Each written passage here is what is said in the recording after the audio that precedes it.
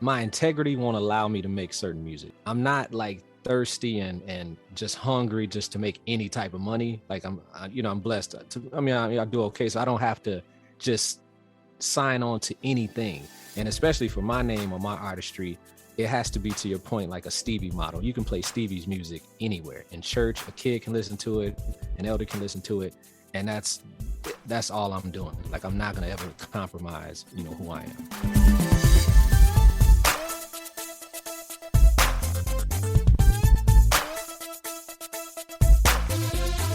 Interludes, a pure Lighthouse production. This episode is brought to you by Interludes Extra Talk on Tuesdays. Subscribe today to our Interludes YouTube channel and never miss an episode. And now, all the way live from the South Side of Chicago, give it up for your host, Val the Voice Johnson.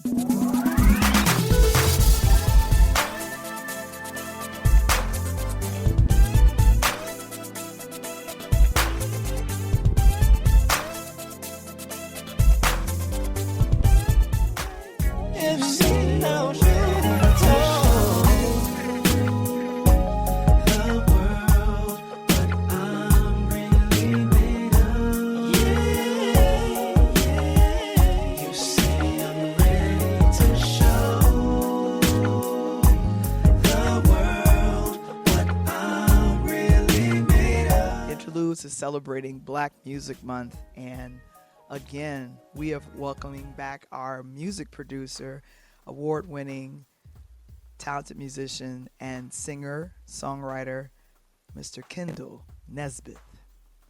Yes, hey now, family. Former extraordinaire. Oh yeah. What's up, y'all? What's up, man? You just coming off the date over this past weekend at Naperville Soul Fest.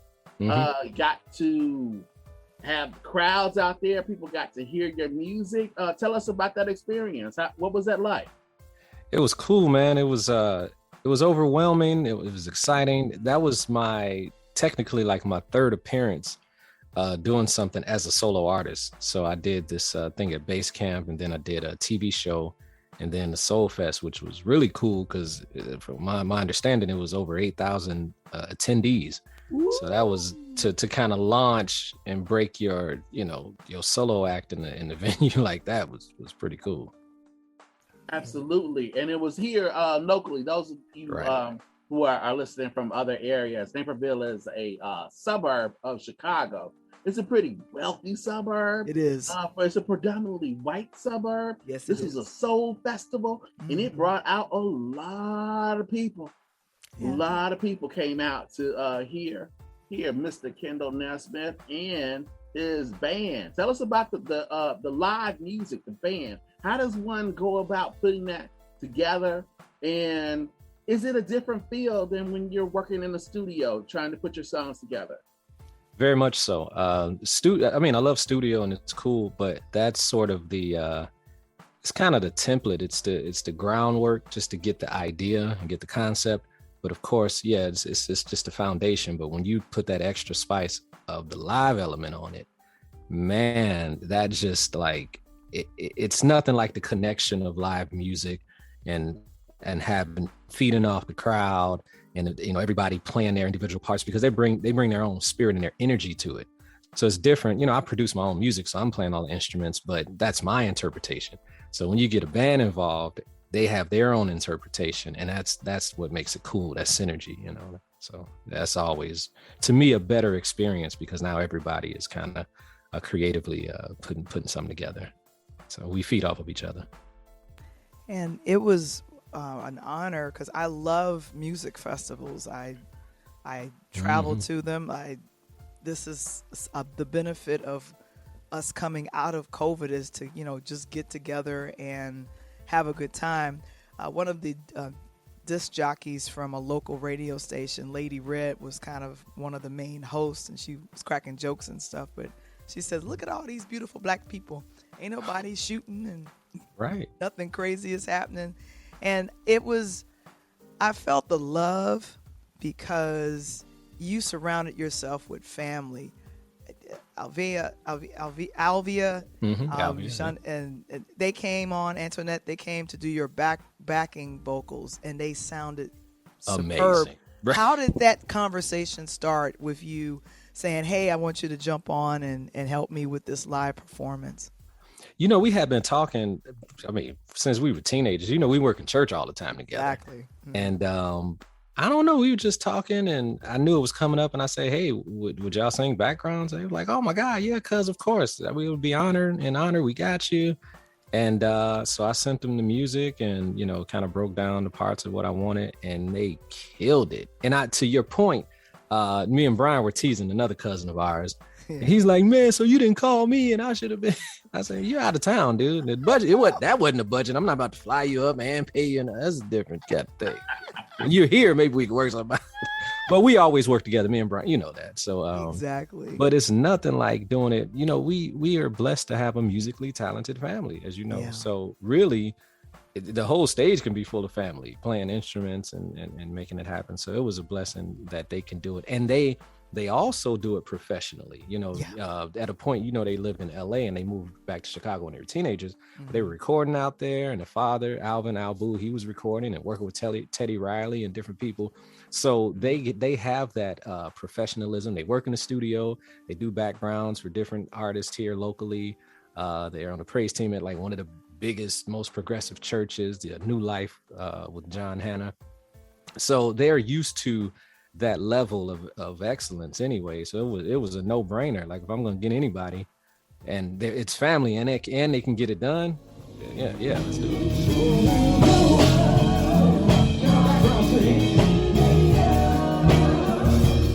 No music, sing, y'all.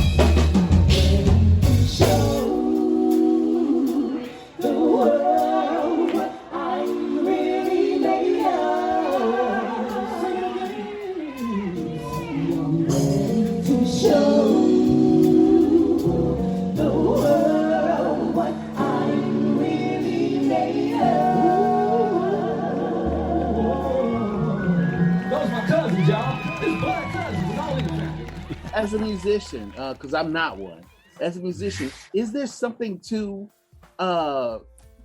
family harmonizing harmonies? I've heard that, you know, when you think about some of the duos and duets and such, that families, the Judds, the Everly brothers, Isley brothers, that when you're related, there's something that your voice is able to do something different than if you are, you know, strangers, or you and I were trying to sing together. It wouldn't sound the same as kind of like a family harmony. Is there something to that?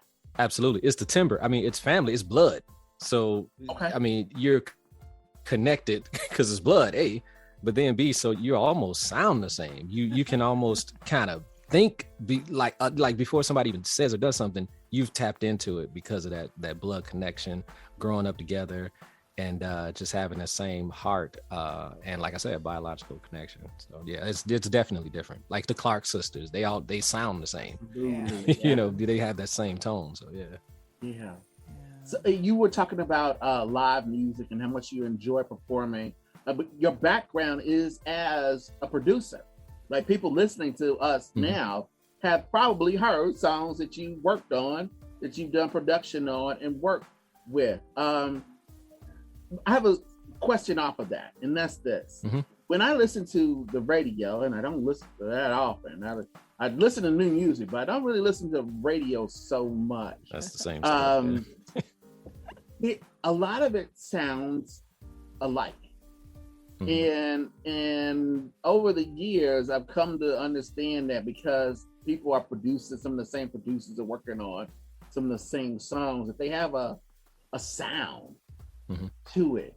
And that sound seems to kind of carry over the artist, that it doesn't really matter who the artist is. If they're working with that producer, it's going to be that sound to it. And I'm wondering, as a musician, and also as a producer, what your thoughts are about that. I mean, the criticism, critical view of it is that hopefully we're coming out of it, an age of Black music that is just cookie cutter. It's 3 people producing everything, and it all sounds alike. And now we're coming into a time when maybe it's out of COVID that we're getting back to live music. So we're getting different sounds, different expressions, and things are opening up a bit more. What's your view on the music as it stands now? Now that can be a long answer, but I'll try to consolidate it. I think one thing. Okay, so I understand the hustle to it because it's the music business. So a lot of times the producers are trying to replicate a sound that is like the hot sound at the moment, the top 40 sound or whatever. So if it's trap and that's the thing, or if it, then they want to make it easy for the programmers on radio or the DJs or whoever to just insert that tune so that it can just be playlisted with the other tunes. So I get that part of it. As a musician, I'm kind of like, I'm an old soul, but I'm new school. So I'm like right in the middle because I grew up in the 90s and in 2000. So I know I was in the music industry when technology took over. When we were working on Studio Vision and, Cubase and then Pro Tools and all of that sort of stuff. But we learned music. So when the music programs left the schools, all the kids grew up programming. So they didn't really learn how to play music. They didn't learn an instrument. They just learned how to get on the laptop, Fruity Loops or what have you. And that's when it shifted. And that, to your point, Mike, that's when it all started to sound the same because they're using the same samples, using the same drum loops, et cetera. And it just took over, whereas I like to kind of connect both worlds. Yeah, I drum program and I don't use samples at all. Like every hat, every snare, every sound you hear, I'm literally playing it. But I like to give it that cleaner, more crisp sound so that it can compete with a current mix on the radio. But I like the musicianship of it because I'm a musician at the end of the day. I grew up in church. I'm a music guy. So just a bunch of samples, and to your point, sounding like everybody else. That's not really my lane, but I don't knock theirs because it's innovative and it has its place too, So if I answered your question. Yeah, the one thing that I'm noticing, especially independent artists, they have to kind of go about promoting themselves in a different way. One of my favorite soul artists is Eric Roberson. Oh, yeah. He never signed a deal or I think he was offered either by Epic or one of those big record companies. And he said, you know what? I want to have full control of my masters. Mm-hmm. I want to have full control of my sound. And recently, Anita Baker just got her masters, and Chance the Rapper. Chance helped her, yeah. Mm-hmm. How important is it for you to be in control of your masters? I didn't know that. I was like, wow. I didn't know that either.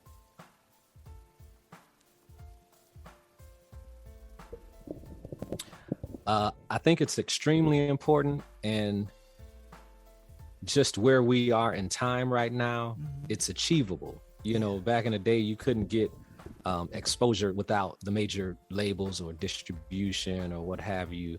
But of course, World Wide Web, internet, you can just upload your stuff and the world can get to it. So you don't necessarily have to go through, quote, the gatekeepers to get your stuff done. You don't have to book a studio session and the label fronts you and pays for it.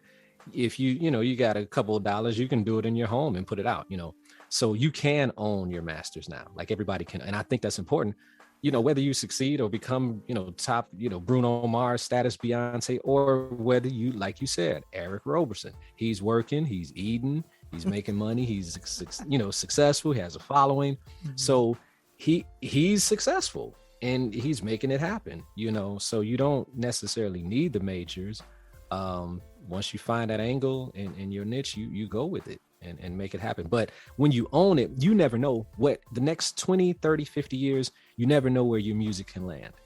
And so if you own it and somebody picks it up and it's in a movie or it's in a campaign or what have you, then you're getting your image, your likeness, your sound, you own it. So you can negotiate and you can, versus a middleman or somebody else owning what you make. I think it's the musician's paradise. It's the creator's paradise. because you can now get that business side of it that once before wasn't available. I think that's Prince. I mean, to me, when I go back and think about where this started, we give a lot of credit, and credit is due Chance. And Chance did a wonderful thing with Anita Baker and her music. But I know that he is drawing off the influence from what Prince did. Oh yeah. The Prince, and I'm talking about, I mean, I know people remember when he wrote on his face and changed his name and did all these interesting things. But even before that, he set up MPG Music Club online. He was innovative, like there at the very beginning of like, selling merchandise, his own merchandise. Then from there, he's like, I'm gonna put out my own music. I don't like how Warner Brothers is treating me. Got away from them, started marketing himself, got his own distribution deal, got his own record label. And he kind of laid a blueprint of like how one could go about doing that, so that you get somebody like Chance that comes on and says like, I don't need a deal. Or as Valerie pointed out, other newer artists, like, I don't need a deal. In terms of your music, what do you see as your path? Will it be kind of a path, a kind of independent, or is it going to be with someone, partnership that makes sense for you with a major label, that distribution, that kind of security, and that path? What path do you think is right for you now? What do you see? How do you see yourself as you move forward?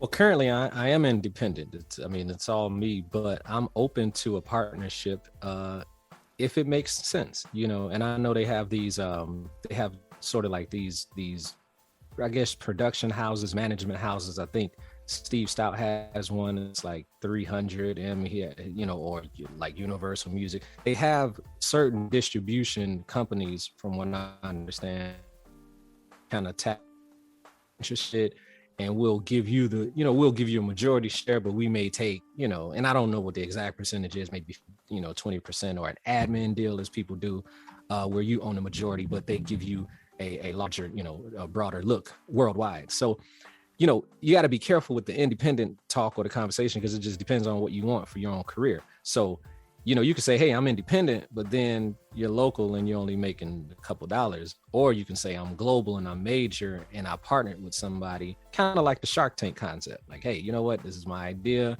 Let's figure something out. I'll give you a percentage, and then you blow. So I'm open to it. I'm just doing it like that now because nothing has shown up that is worth exploring partnering yet. If it comes and it makes sense, absolutely, I'm open to it. But I'll just kind of keep grinding, and I'll do the groundwork and the footwork, so that when it comes, I'm like, hey, I've got the music, it's done, it's mixed, it's ready. And then they don't have to help me on their part. It's just about how do we kind of get it to the masses. So. Let's get into your latest single. I wanted to take a listen to it, and for you to kind of talk on the other side of what went into writing this and producing it. This is I'm Feeling You. I'm feeling you. I'm feeling you. 'Cause you know what to do. You know what you're doing, baby. You got what I need. You got it, you got it. So baby, give it to me. Come on and give it to me. I'm feeling your vibe. Feeling the way. So bring it to me.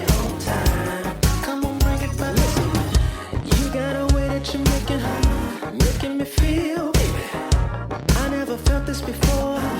It must be real, baby. I'm loving your swag and your style. You got the deal, baby. When you walk on by, I get the chills, baby. If only you know what you do to me. I think you're becoming my fantasy.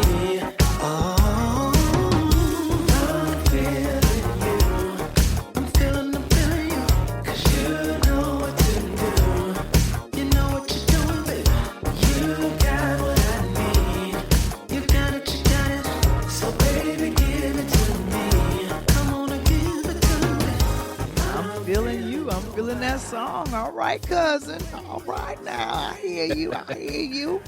All right. What are you hearing in that, Michael? What influences are you hearing in that song?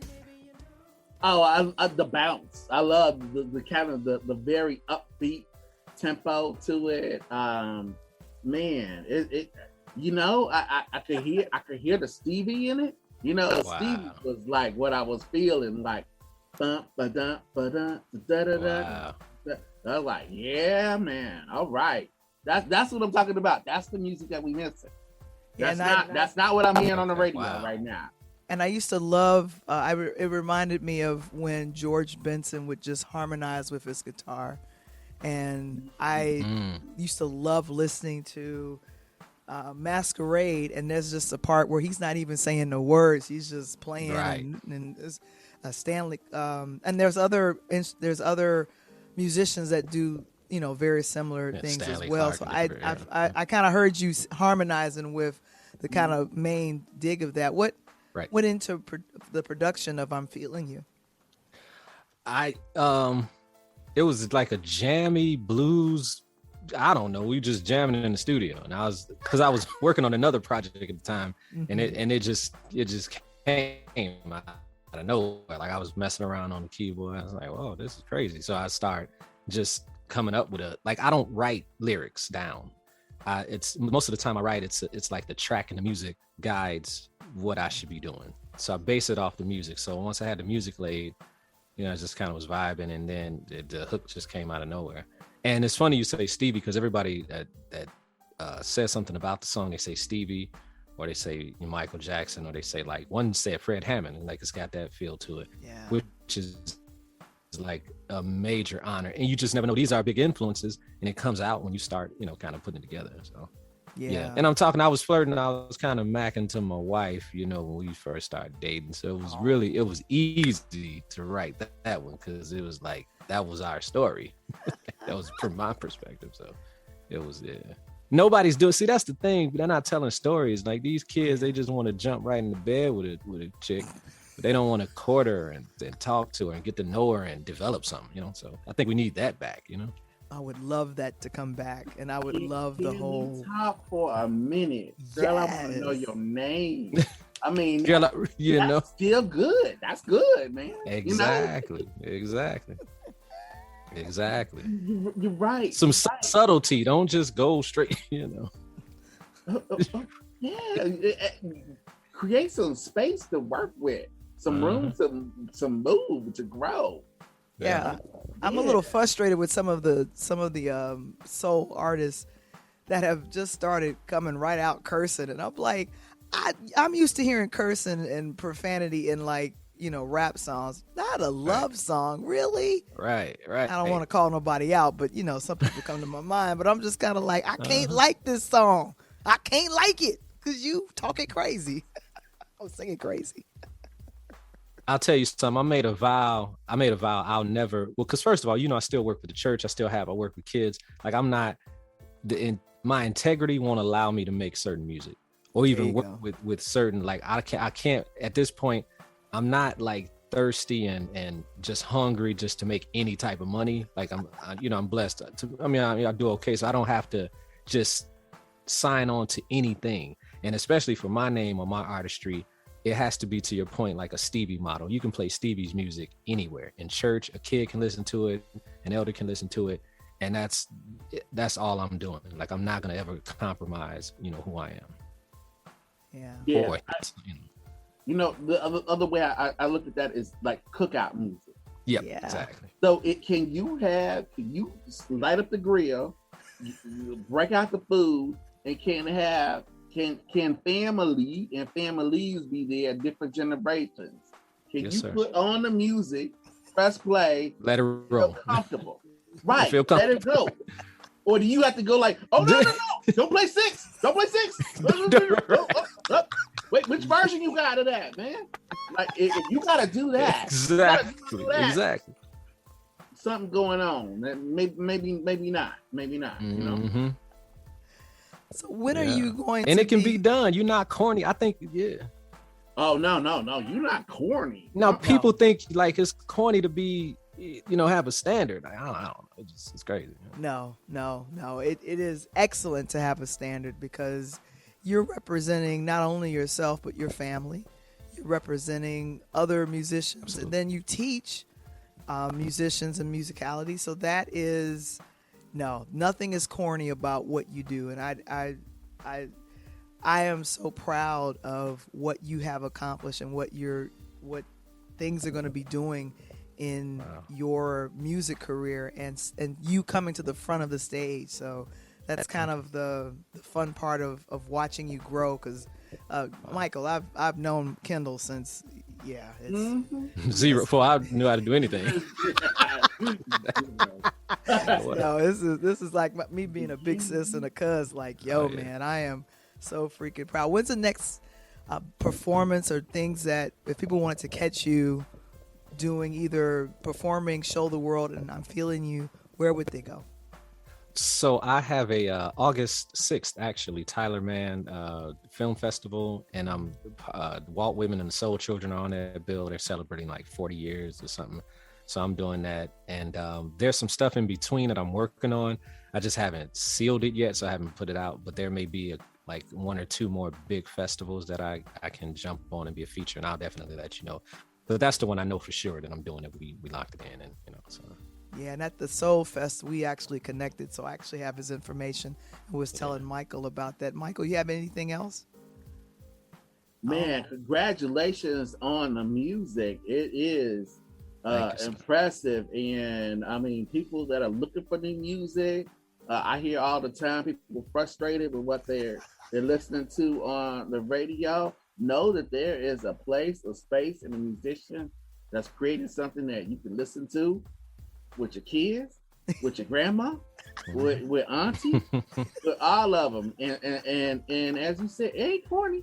It's good. This is good. Thank you. Man. We're so proud of you, and we welcome you. Come back anytime.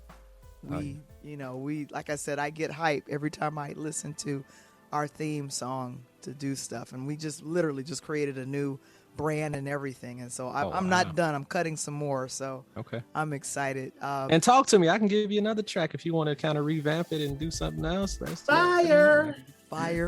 So we will be having a conversation afterwards, so that'll be love. Oh my gosh. Okay. Mr. Kendall Nesbit. It is Mr. Womble and Val the Voice Johnson. I am, and we are Interludes.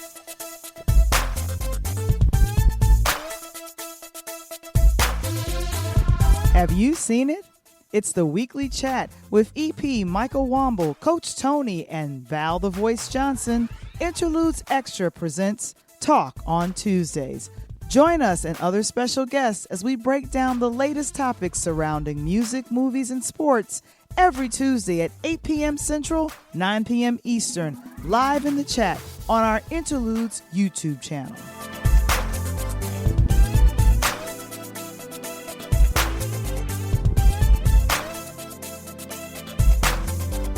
Interludes.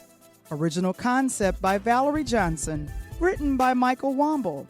Produced by Michael Womble and Valerie Johnson. Original intro and outro music produced by Kendall Nesbit. Interludes. A pure Lighthouse production. This episode is brought to you by Interludes Extra Talk on Tuesdays, where we highlight people of color in spaces of television and film. To subscribe to our YouTube channel or join our Interludes Facebook group, visit the website linktr.ee/Pure Light Media.